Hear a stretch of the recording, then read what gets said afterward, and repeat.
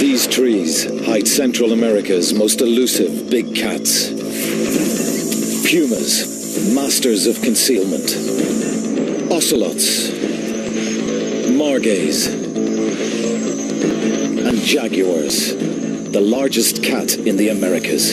Very exciting. If we're lucky, we'll get something absolutely brilliant. Now we're on a quest. Terrified. We will penetrate the darkness to film Costa Rica's phantom cats. Look at that, amazing shot.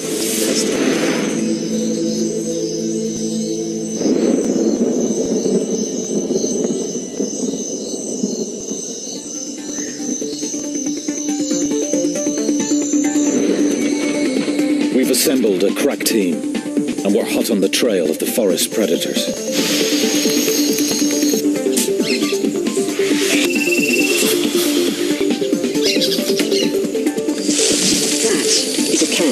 That's really good news. This is a brand new camera, it's never even been used before. Why is it scary? No, I'm sure it's fine. You've still got it. There's something quite big walking around underneath the tower. I'm just trying to see what it is. Has a mind of its own a lot of the time.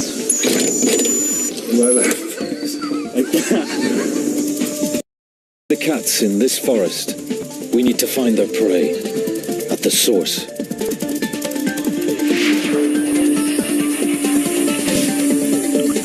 In the hottest months, drying riverbeds lead animals straight to shrinking waterholes.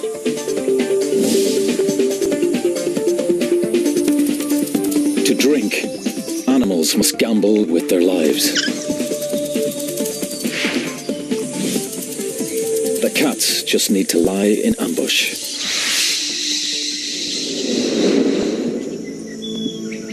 These hidden pools are a perfect place to meet cats. After dark, most active.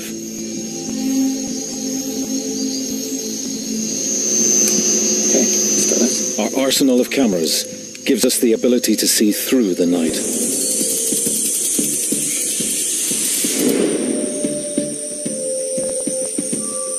The Starlight camera takes available light from stars or moon and magnifies it, allowing us a cat's eye view of the forest.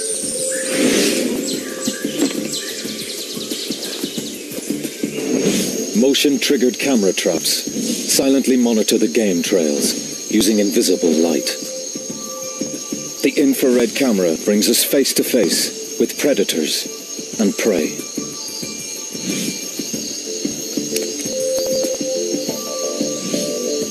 Warm-blooded mammals can't hide from our thermal camera.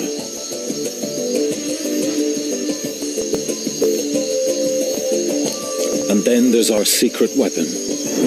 A cable 18 meters above the forest floor, silently carrying remote cameras to the action.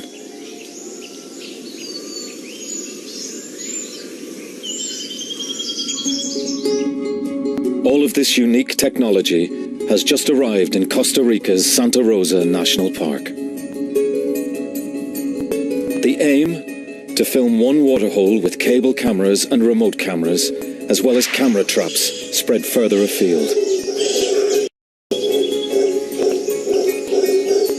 The location is perfect. A drying riverbed that attracts prey and camera-shy predators from a wide area.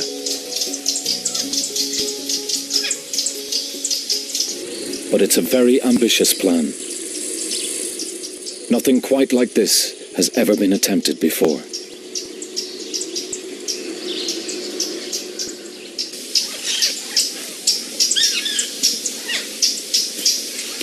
"50 years ago, most of this land was pasture, and ranchers shot cats on sight.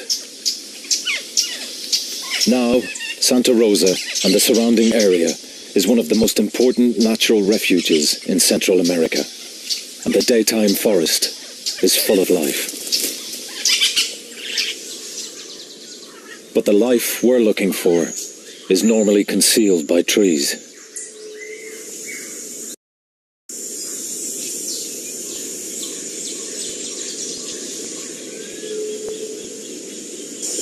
Four months previously, the river flows, and Santa Rosa is a very different place.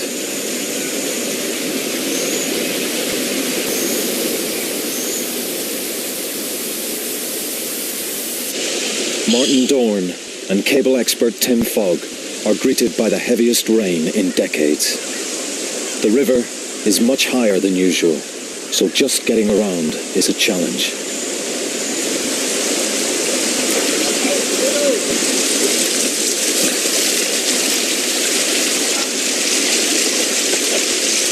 Damn tripods, eh? Who needs them? Martin and Tim are looking for strong trees to anchor the heavy camera cable. So normally, when it's dry, it extends west and those rocks down. No, just there. Just about here. Yeah, I mean, it's not even that deep. Once they locate the best pool, they head up the hill to find a clear view. They soon realize there's no tree strong enough to support a cable, so they'll have to build a steel platform to take the weight. I mean, let's just establish that it's possible. You know what I mean? Yeah. Or what, because we might say, well, the only way to do this is we have to have a 20-metre scaffold. At the other end. Yeah. Yeah. Well, that would be a bad thing. That would be a very bad thing. Yeah. Yes. Yeah, lots is possible. Always the question is how much time and effort. Getting the cable across this valley is one of the toughest challenges Tim's ever faced. You think there's some chance we're not going to be able to do this? There is a distinct possibility, Martin, and there always has been. Oh.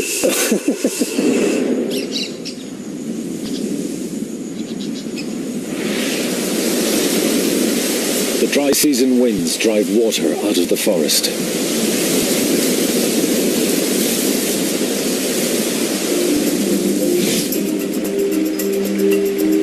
The river shrinks again until only pools are left. That they have. Oh, yeah. When they are Jaguar scientist Eduardo Carrillo has studied cats here for 25 years. He guides us to the most likely filming sites. In 10, 20 years, a lot of... He knows the cats are here through his pioneering use of camera traps. Ocelots, small, shy rodent hunters. Pumas, 60-kilo deer hunters.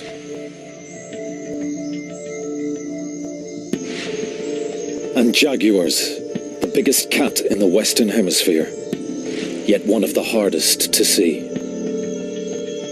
Is that this waterfall here? The team are ready. Martin begins their hunt, scouting for any signs of cat activity. A remote camera here for a couple of days, and we did see an ocelot. For me, well, let's...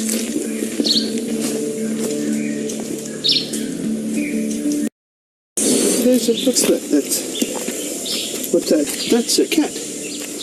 Yeah. No, perfect. It's an ocelot footprint. Good eye, Martin. Really good eye. Downriver, camerawoman Justine Evans finds her own evidence. Look at this.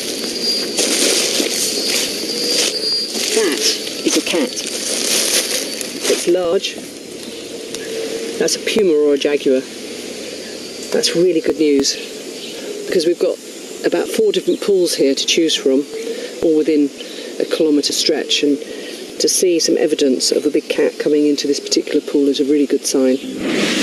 It's time to build the overhead camera rig. Everything needs to be carried in by hand.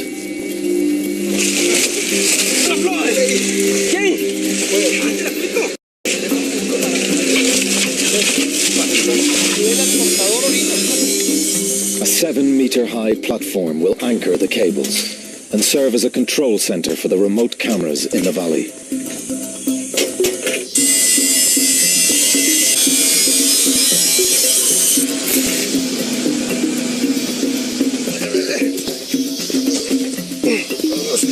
The steel cables arrive.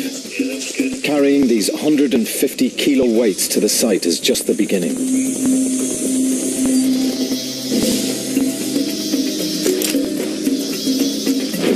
Stretching them 350 metres across the valley will test the entire team.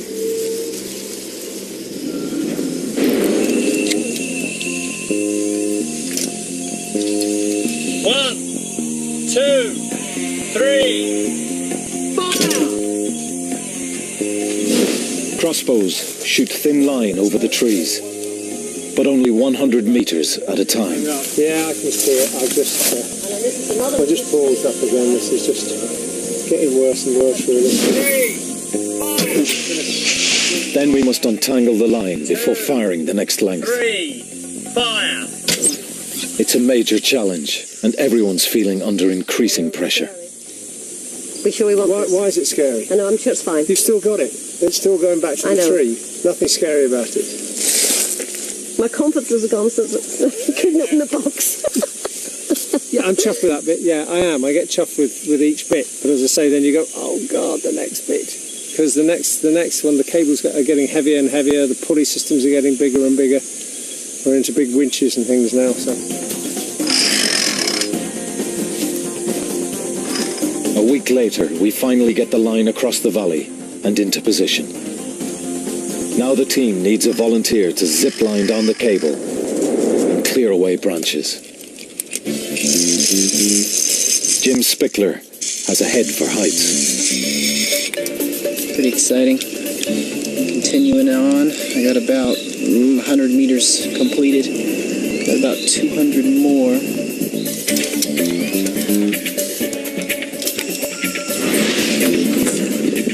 Pretty excited right now.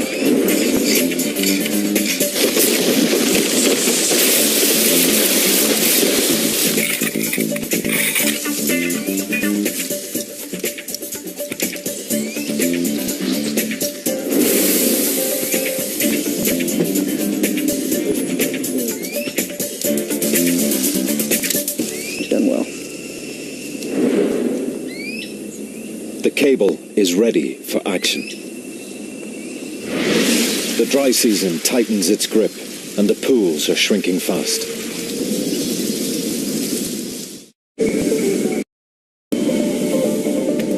It's time to break out our special filming equipment.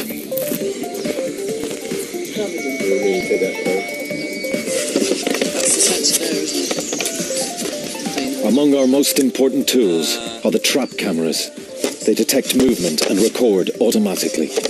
We want to set them in the forest as soon as possible.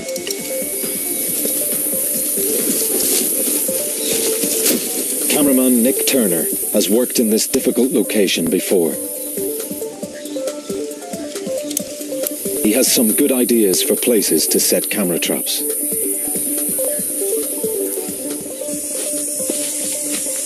They'll offer a fascinating window into a secret world.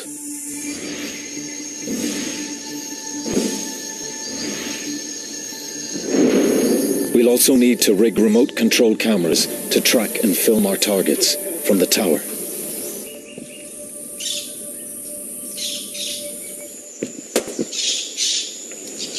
The camera will move on a dolly suspended from the cable, at our command, if we can fine-tune its controls. String is a reliable piece of technology. All this stuff runs out of battery and has a mind of its own a lot of the time. Like that. at the moment, cable dolly goes its first. So how do you? I'm just going to turn the power on. You got control? I'm not really happy with that. Well, I'd be a little filling. I'm not sure I'm going to... I don't be able to run this through my hands.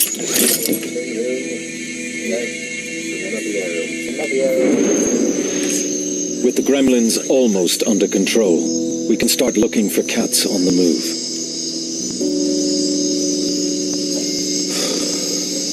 The first 48 hours of scanning prove how elusive the cats are. But we know they are near. Then we have a lucky break. Remarkable sight. A young jaguar killing a nesting sea turtle. His camera phone captures the first moving images of a jaguar from Santa Rosa.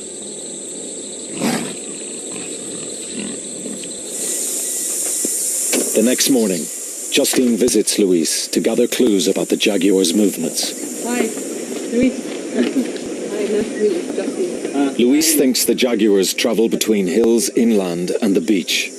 And one of the best routes is along our riverbed. Oh, great. Turtles come ashore to lay their eggs under cover of darkness. And sometimes, a jaguar is waiting. It uses powerful jaws to puncture the turtle's skull, killing it quickly. Louise takes Justine to the area. If the jaguar returns, a trap cam will be waiting. Once the lid's closed, we can leave it running for 2 months. Back at the tower, news is good. Got your camera running? Yes. The dolly's working well now, and there's no wind. At least we've got a camera in position, so if anything does happen, we can see it. As darkness falls, the night shift prepares for another mission, making sure everything is safe and secure. Okay, let's go with that. We need to level the head as well. If it fell off the cable, the first thing that would take the full weight of all this on the top, the 2 cameras on the bottom, there'd be probably about 50,000 quid's worth of stuff in it.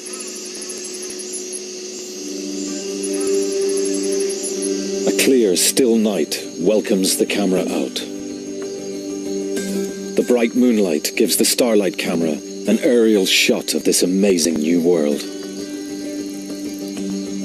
When we add our thermal camera to pick out warm mammal bodies, the forest turns transparent. I mean, I've not seen anything like this. It's really cool.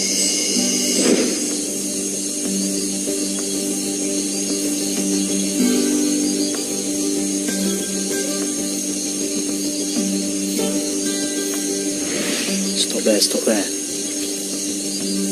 It looked like something moving in the trees.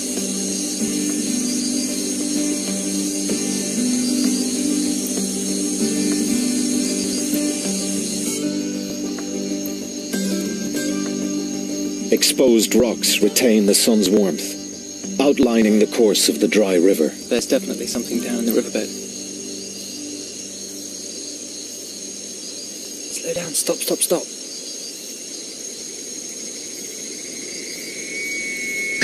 There's a deer drinking by the pool. But there's a problem. Our control hardware is overheating. We need to keep the computers open to cooling air. It's biscuit time.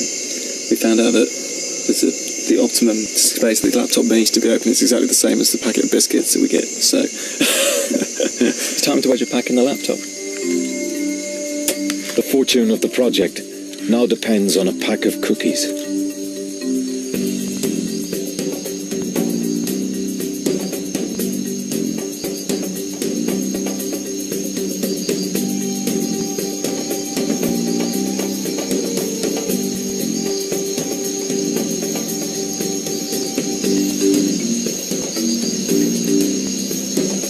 Even see, a thermal image under that press. First time I've seen something like this. It's really good. With every outing, the cable cam reveals more and more wildlife. A guan bird comes within range.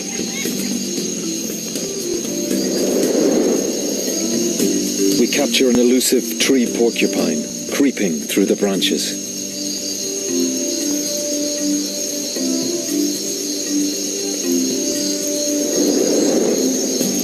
A huge rodent wanders below the dolly.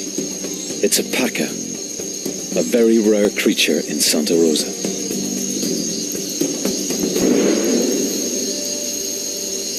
With our eye in the sky up and running, the team's confident it's only a matter of time until the cats appear. But we can still only see part of our target area. We plan to set more remote cameras on the forest floor to cover other angles. Something moving in the trees. Stop there.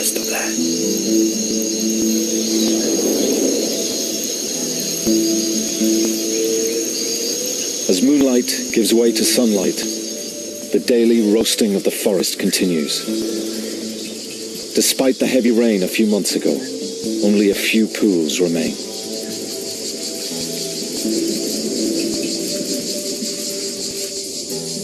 It's now 40 degrees in the shade, and the monkeys are feeling the heat. They keep to the few green areas of forest left, where they can still find moist fruits to quench their thirst.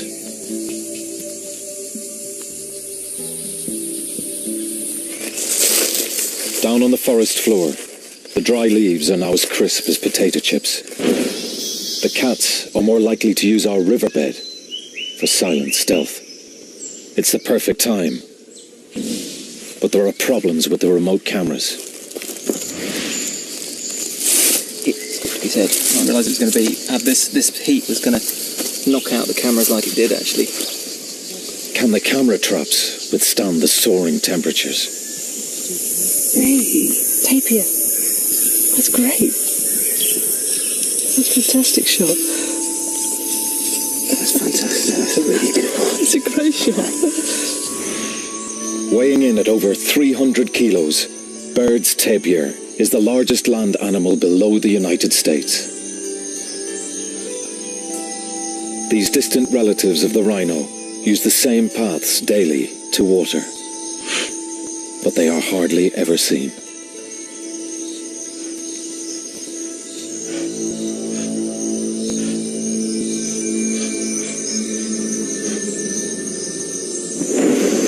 Oh, it's loads of them.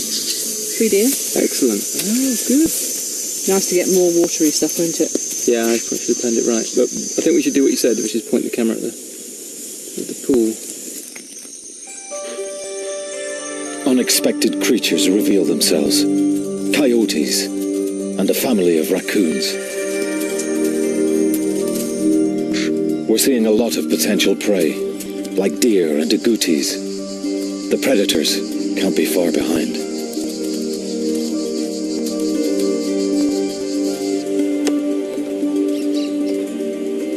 Oh my god! It's a puma! It's like there's no doubting that shot. There it is. It's our first cat. The most widespread cat in all the Americas. The puma. Its 60-kilo weight can bring down almost any animal it wants. Eduardo's studies show that it's mostly after deer. So the cats are here, and we've more camera traps to view. That is unmistakably a jaguar.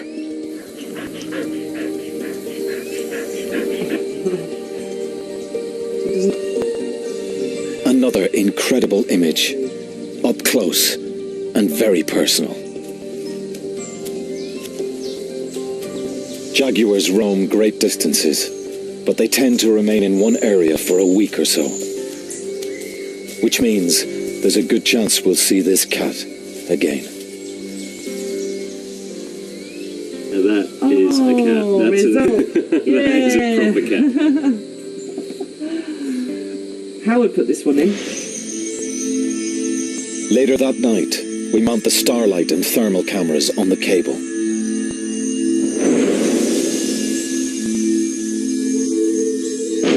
On the ground, we deploy infrared and thermal cameras, hoping to shoot the jaguar's return.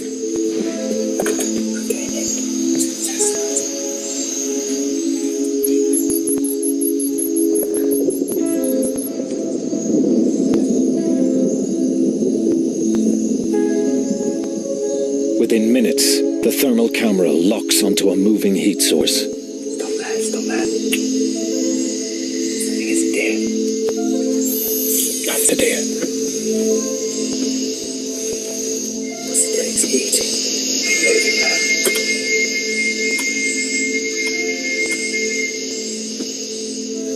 Okay, we're just going to watch it and see what it does for a while.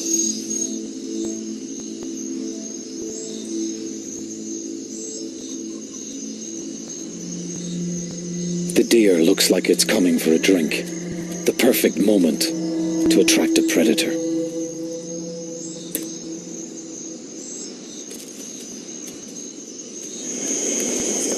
Something coming in. Let's slow down, stop. Oh, it's a tapir, I think.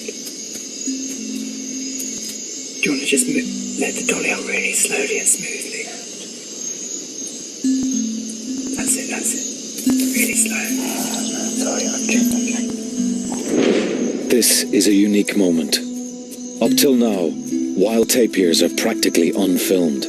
They're too secretive. And here, we have a female tapir, completely unaware of cameras, beaming her live image back to the tower.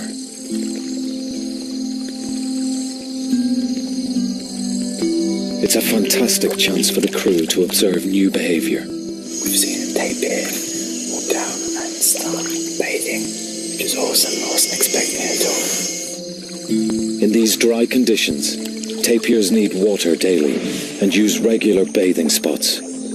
This is now the only pool for miles.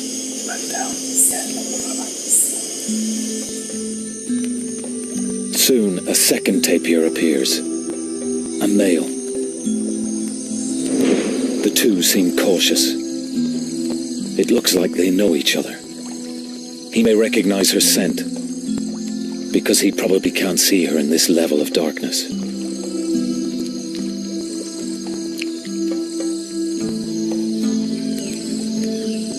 Our infrared and thermal cameras give us an intimate view of one of Costa Rica's most mysterious creatures.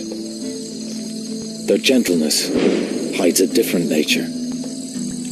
Hunters say that a threatened tapir is very dangerous to humans and cats alike.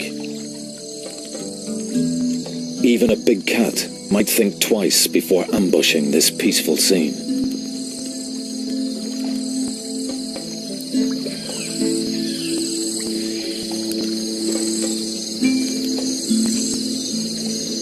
First time I've seen something like this.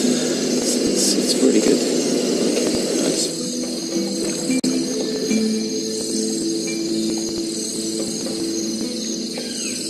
You see that? It's just taking off and landing on the tapir. It's some sort of bat.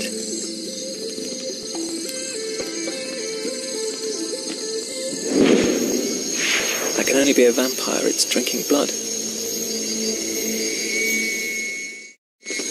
The crew now realize they're in vampire country and may be targets themselves.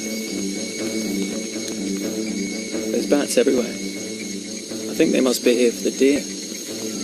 From the ground-based thermal camera, it looks like the deer are also in the vampire sights.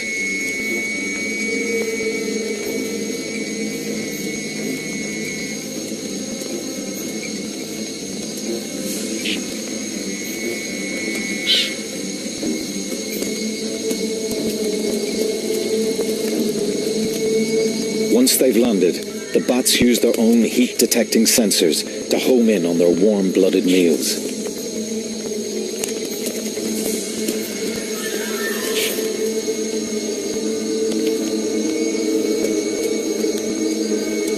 But the deer can hear the hopping vampires. They're having none of it.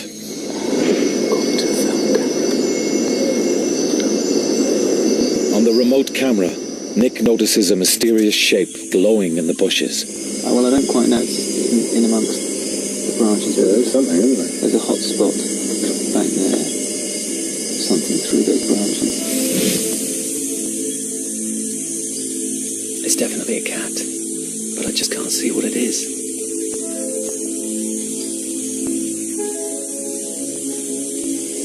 I work out what's that.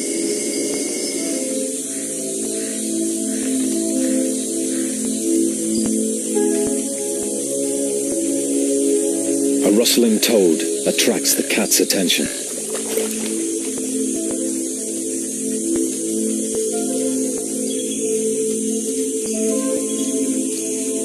I think it's just checking out the pool.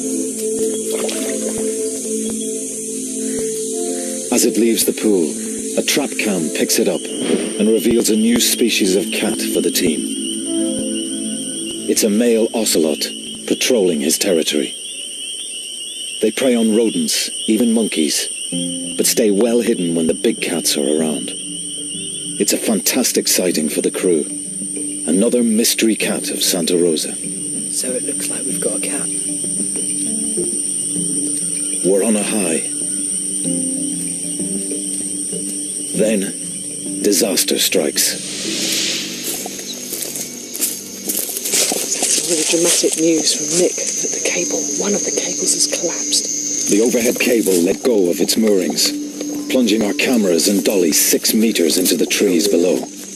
The cameras could be destroyed. We'll have to release tension. But it could have been worse. This was the cable that Jim was climbing on only a few hours ago. And it could have come down. I mean, he wouldn't have. Like a vampire, the Starlight camera's light-sensitive lens will burn out at sunrise. So it's just going to climb, or do you think we should just try and get the angle of this right? I'm going to pull it back and just try and re-engage it by rolling it down the hill. No, they don't need ropes. The team must send someone up into the canopy to rescue the stranded camera. The rig survived the initial impact, but if the cable collapses further, the project will be over. I think after this, take the camera off and lower it down. The dolly is stuck. The knots come apart. As night turns to dawn, the crew face one of their greatest challenges. Could you just gently pull just put tension on it, just gently pull it. We just want to see what happens now.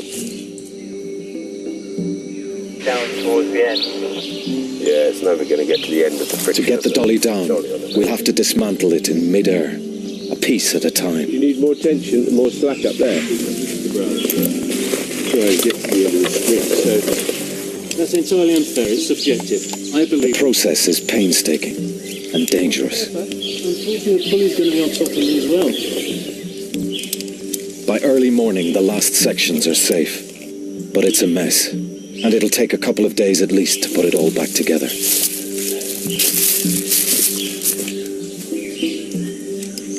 It's a huge blow to the team. Time is short. The approaching rainy season will soon put an end to filming. When the dolly's ready, work resumes on searching for the mysterious cats of Santa Rosa.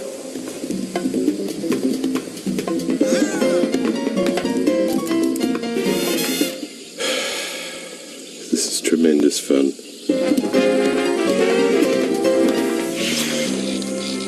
With the dolly back online, we're ready for the final sweltering week's vigil to see big cats in the wild.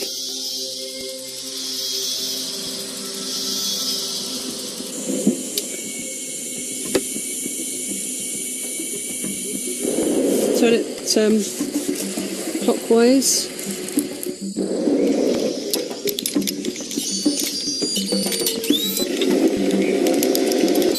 We keep the valley and waterhole under 24-hour observation. But in the searing daytime heat, the cats are keeping a low profile. Oh, there's a heron. It's back.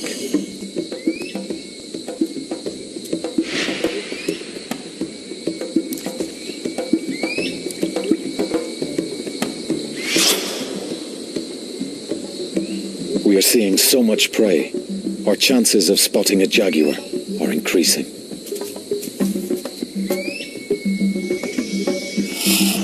The trees have now lost most of their leaves, giving us a clear view along the riverbed.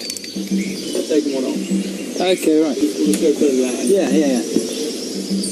Our window of opportunity is finally open. Say when.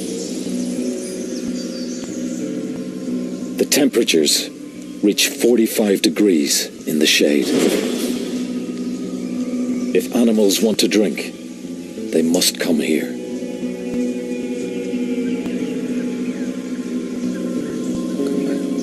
Nick's trained eye spots some movement.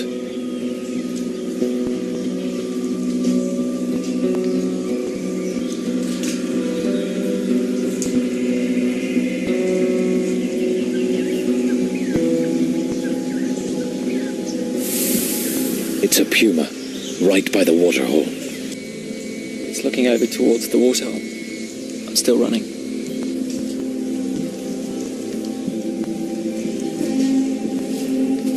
She's up. Keep it steady, Howard. A mother and fawn are drinking just 200 meters from the puma.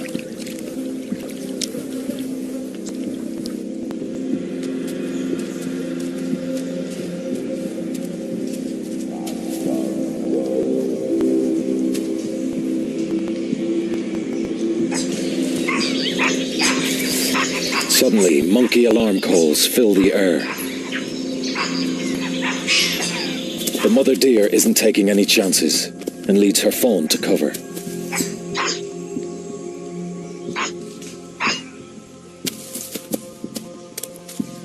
In daylight, these sharp-eyed capuchins can spot predators in the distance. They mob cats when they find them, letting every creature in the forest know danger is coming.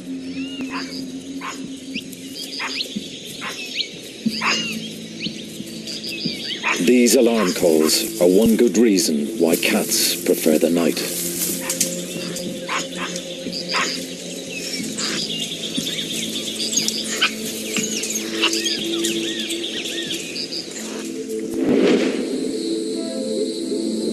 As the sun sets, the moon casts a bright glow over the forest.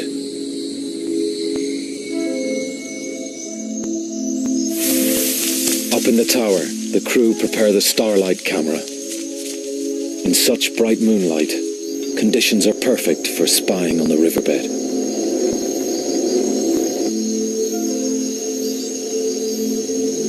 Quietly and carefully, the team ease the dolly out over the trees.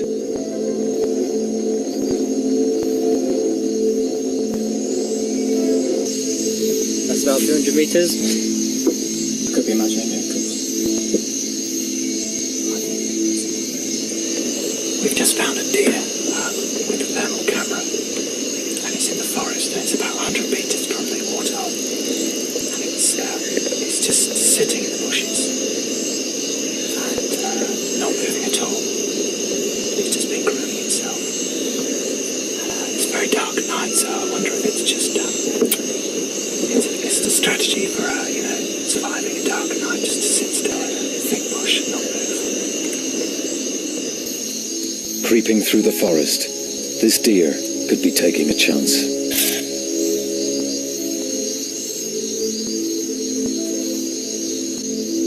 Our trap camera picks it up at the waterhole, just the sort of prey that would attract a big cat. The thermal spots a nervous tapir on the edge of the pool. The team reposition the overhead camera.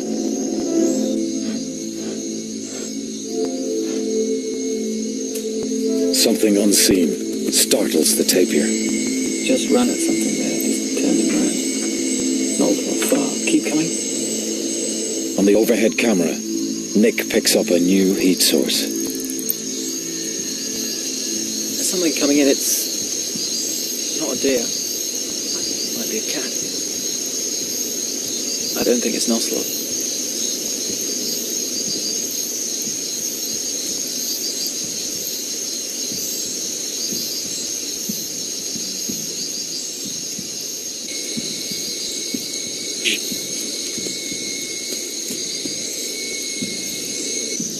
It's a puma, and it's on the prowl. Yeah. Deer alarms sound in the distance. The deer listen intently.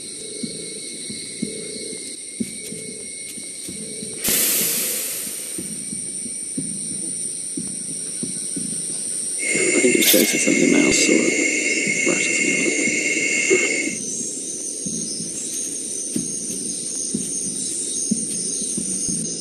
It looks like it's stalking down the riverbed.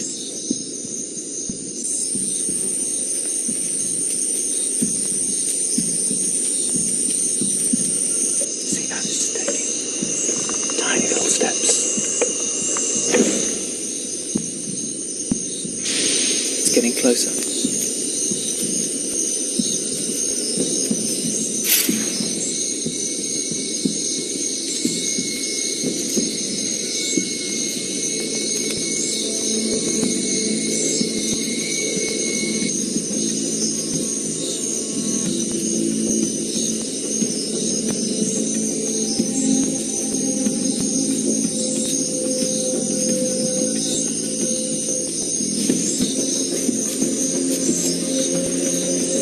The puma is within striking distance.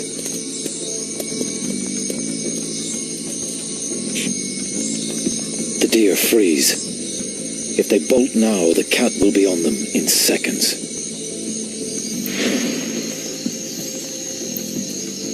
I can just see him through the branches.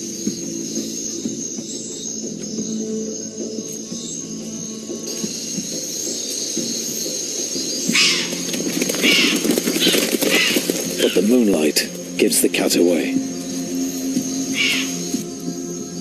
The game's up, and the puma slinks off.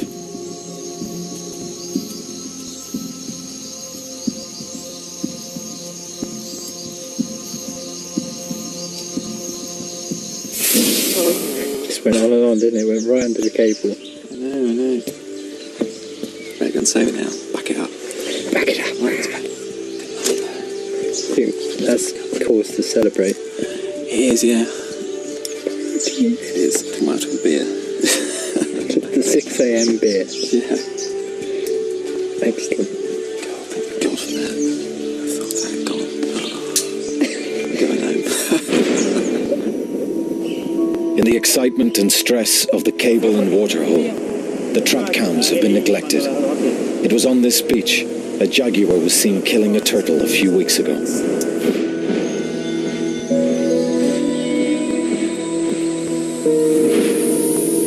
Nick rushes back to camp with some good news.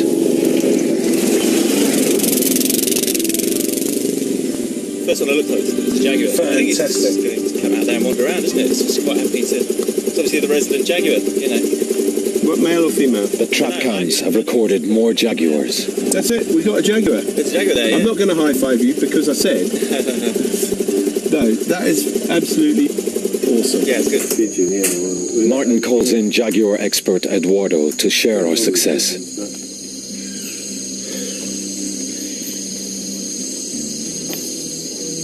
That's beautiful. It's a jaguar.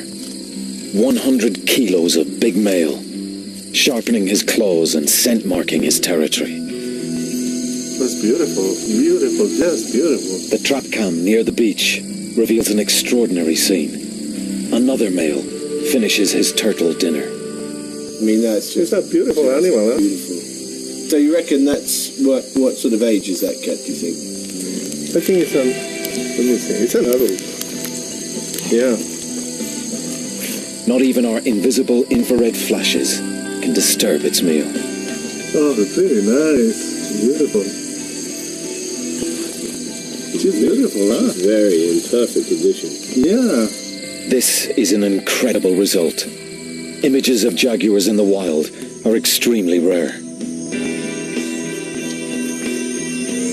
Our night vision technology has led us into the mysterious world of these forest cats and revealed them as never before.